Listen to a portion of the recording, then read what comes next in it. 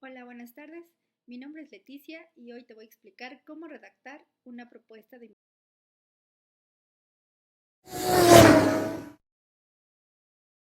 Lo primero que debes de hacer es tomar en cuenta cuál es la plantilla que se utiliza para el desarrollo de tu tesis en tu universidad.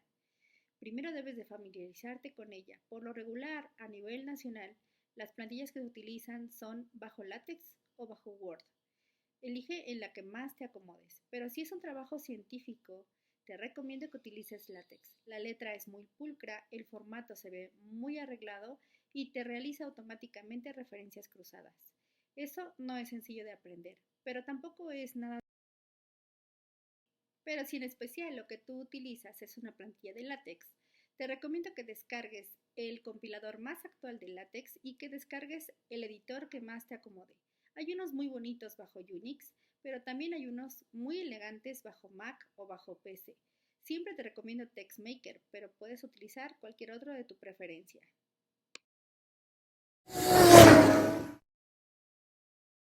Y bueno, comencemos con la parte de la estructura que se refiere al capítulo 1. En el capítulo 1 tienes que hablar perfectamente de los preliminares de tu investigación, que se compone de las siguientes partes. Primero hay antecedentes, después hay otra parte que se llama definición del problema, después hay una tercera parte que se llama hipótesis, luego puedes llegar a la justificación o bien a la parte del objetivo general y específicos que debes explicar dentro de tu documento de tesis. Finalmente, para terminar el capítulo, requieres agregar un diagrama general que explique todas las ideas de tu proceso de investigación, todos los módulos y todas las partes de las cuales se compone tu investigación. También puedes agregar lo que se llama una lista de actividades, que es donde puntualmente tú puedes describir qué es lo que vas a hacer a lo largo de cada uno de los meses que durará tu investigación. Por lo regular, a cada mes se puede dedicar a terminar un capítulo de tu investigación.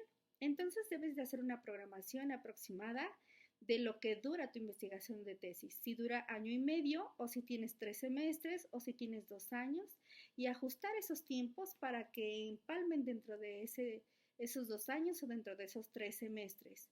La parte final de la tesis es un cronograma. En el cronograma precisamente tienes que especificar los meses, ya no solo la duración como en la lista de actividades.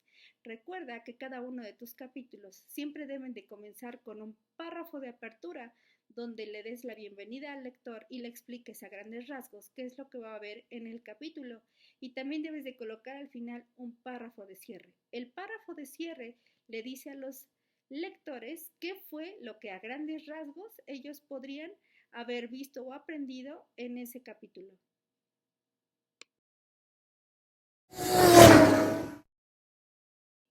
Y bueno, vamos a comenzar con la parte de antecedentes, que es la parte 1 del documento. En los antecedentes, lo que uno debe de colocar es lo siguiente. Debes de dedicarte principalmente a enfocarte en 3 partes. La primera tiene que hablar del área en la cual estás trabajando. Debe de definir el área y debe de decir quiénes fueron los pioneros del área. Debes hacer brevemente unos cuantos párrafos de historia para que tengas una idea de cuándo surgió, en qué la aplicaron y cuáles son las evoluciones que ha tenido esa área. La segunda parte se refiere a que tienes que describir específicamente cuál va a ser el método que vas a utilizar. No necesitas explicarlo, pero sí debes decir a grandes rasgos a qué se refiere. La tercera parte es la aplicación. Toda investigación está dentro de un área. Repetimos, tienes un método que vas a utilizar, pero también tienes una aplicación donde tú vas a aportar a la ciencia o a la tecnología en función de esta aplicación, ya sea a medicina, a salud, a criminología, a turismo, el área donde lo vayas a aplicar, tienes que explicarlo a grandes rasgos y decir que es una aportación que vas a hacer dentro de esa.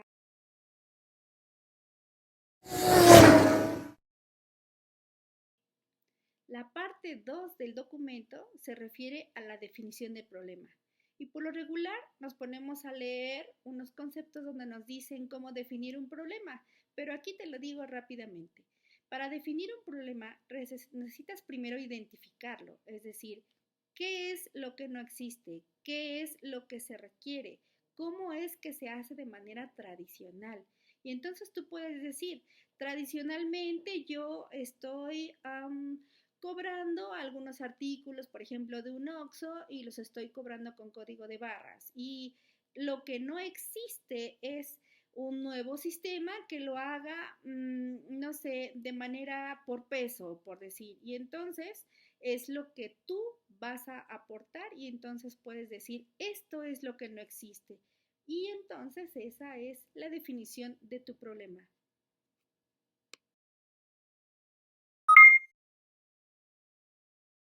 La siguiente parte de tu documento, que podría ser la parte 3, consiste en una hipótesis.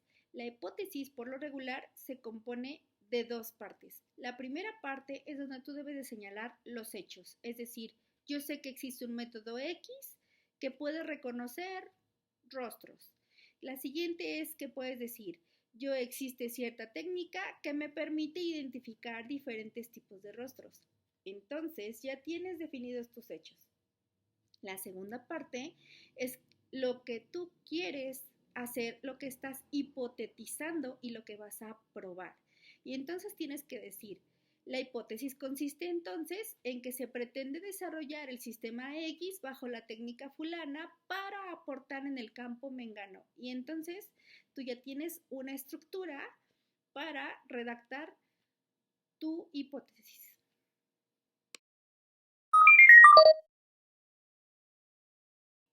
La cuarta parte de tu documento habla acerca de una justificación.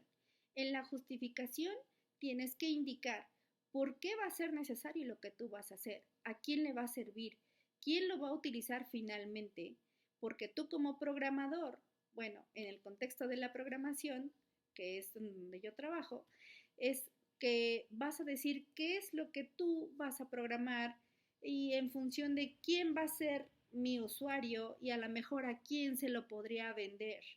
Entonces, son cosas que tú tienes que redactar y decir efectivamente por qué es necesario que lo desarrolles o por qué sería útil que lo desarrolles y para quién. Eso lo puedes redactar con tus propias palabras en función de la idea a grandes rasgos que tienes de tu proyecto.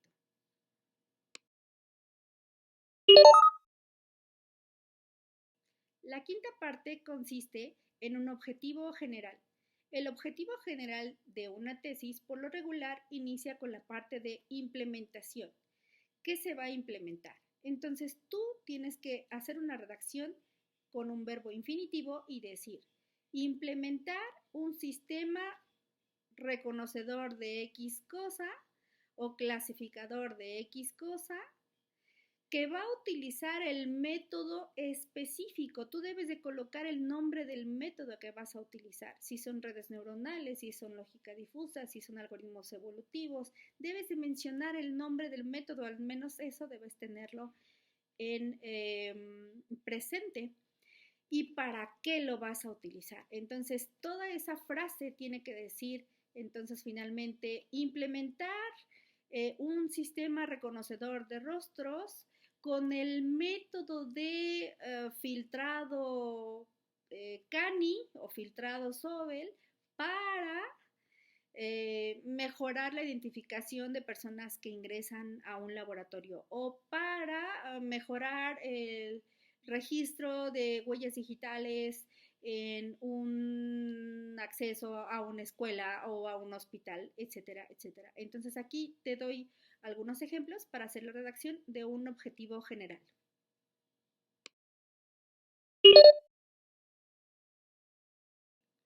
Creo que la parte que sigue es la parte 6. La parte 6 serían los objetivos específicos. Por lo regular, los objetivos específicos se redactan de manera más sencilla que el objetivo general, pero sí tienen que ser al menos 3 y cuando son proyectos ya muy grandes o tesis de doctorado ya serían 6. Si hablamos de tesis de licenciatura, podemos hablar de 3 en específico. Uno que se refiere a la recolección de los datos o de las muestras científicas. El otro que se refiere a la implementación del método en cuestión. pero puede haber uno intermedio o uno posterior que hable de las pruebas que se van a realizar, o bien uno anterior que hable acerca de un filtrado previo o un preprocesamiento de los datos, mencionando la técnica científica o el método científico que se utiliza. Cuando tú lo mencionas, eso le da fortaleza y formalidad a tu redacción.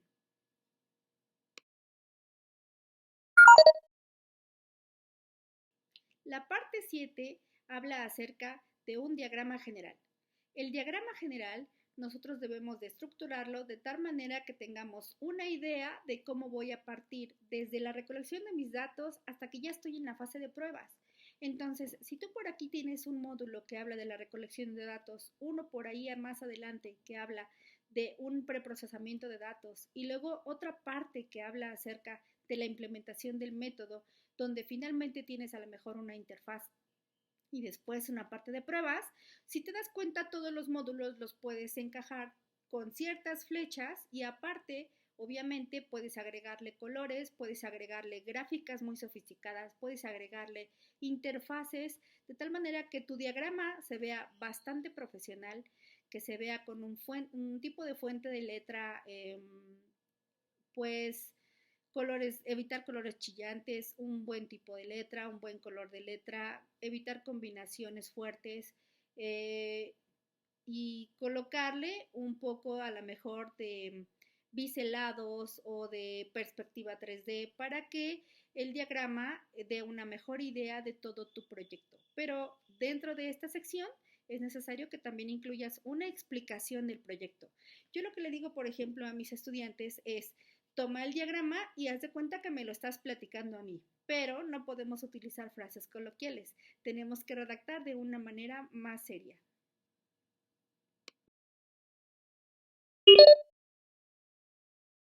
La parte 8 es una parte importante también dentro de la tesis. Normalmente hacemos una lista de actividades. Entonces recuerda siempre tener presente el tiempo o el lapso donde nosotros vamos a realizar la investigación. Y entonces debes de mencionar desde qué fecha hasta qué fecha vas a llevar a cabo el proyecto.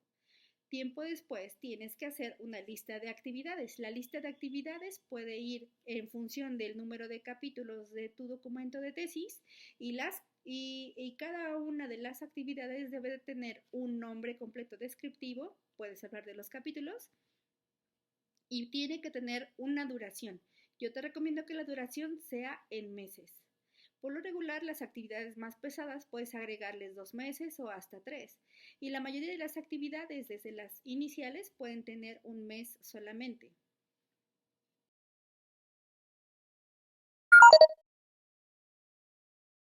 Después vendría una parte que se llama el cronograma.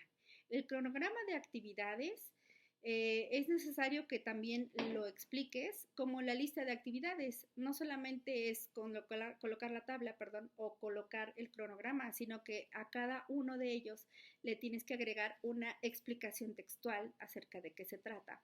Y obviamente haciendo referencias de vez en cuando a las figuras para que el lector sepa en qué momento ver las figuras y en qué momento debe seguir leyendo. Esto es muy importante. Pero bueno, regresemos a lo del cronograma. El cronograma necesita ser una especie de rejilla donde tenemos en la primera columna la literal de todas las actividades. Es posible que algunos quieran colocar el nombre de la actividad dentro del cronograma, perdón. Eso no es recomendable. ¿Por qué? Porque tu cronograma se ve muy atiborrado, se ve muy apretado y entonces resulta confuso y da hasta flojera revisarlo. Pero sí es necesario que quede muy pulcro y entonces en la primera columna vas a colocar la literal de esa actividad.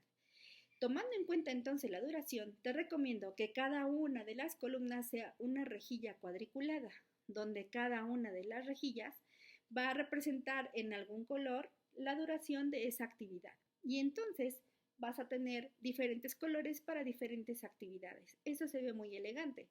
Otra recomendación que te hago es que en cada una de las columnas las agrupes por semestres para que tengas más o menos claro sobre qué columna colorear.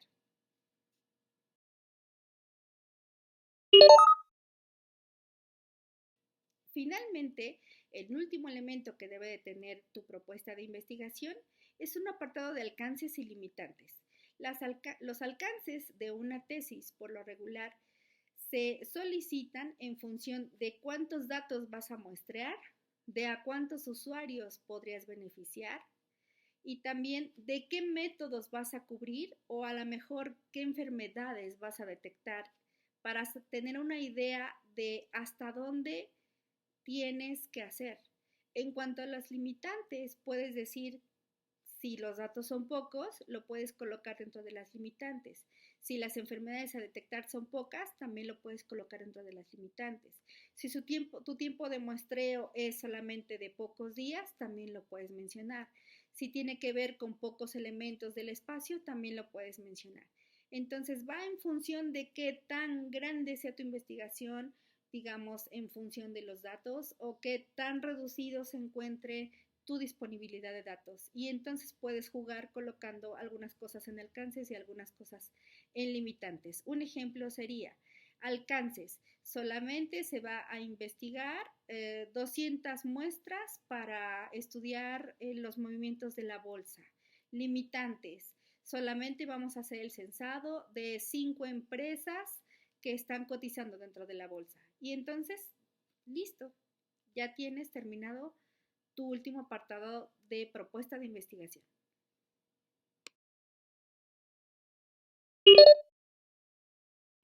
Bueno, espero que con estos consejos puedas terminar una propuesta de investigación y que todo esto lo redactes tú mismo, porque eso te va a ayudar a comprender mejor tu proyecto y a tener una visión más clara de todo lo que tienes que hacer en su momento. Esto, créelo o no, te va a ayudar a desarrollar incluso los pasos más complicados y aquellos que todavía no te quedan claros.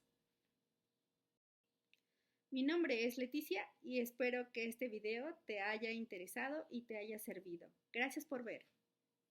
Bye.